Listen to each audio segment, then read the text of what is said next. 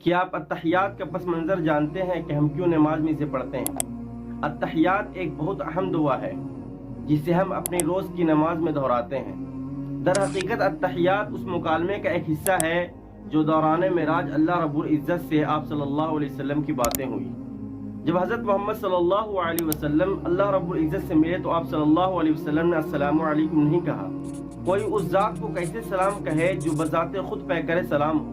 ہم اسے سلام نہیں کر سکتے کیونکہ ساری سلامتیوں کا خالق وہ خود ہے۔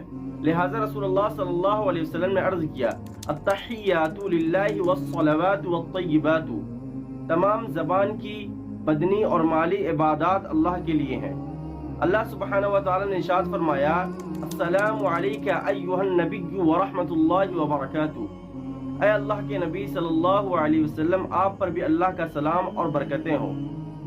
اس کے جواب میں اللہ کے رسول صلی اللہ علیہ وسلم نے فرمایا السلام علینا وعلی عباد اللہ الصالحین، سلام ہو ہم پر اور اللہ کے صالح بندوں پر۔ یہاں پر نوٹ کیجئے کہ اللہ کے نبی صلی اللہ علیہ وسلم نے ہمیں بھی اس جواب میں شامل کیا اور فرمایا اللہ کے صالحین بندوں پر۔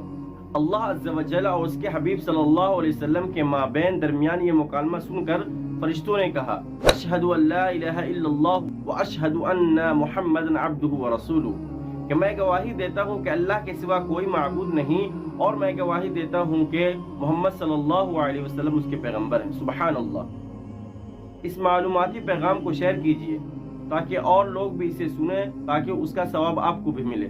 یہ ویڈیو ایک صدقہ جاریہ ہے، جتنے لوگوں تک آپ پہنچائیے گا اس کا اجر آپ کو بھی ملے گا۔ السلام علیکم ورحمۃ اللہ وبرکاتہ۔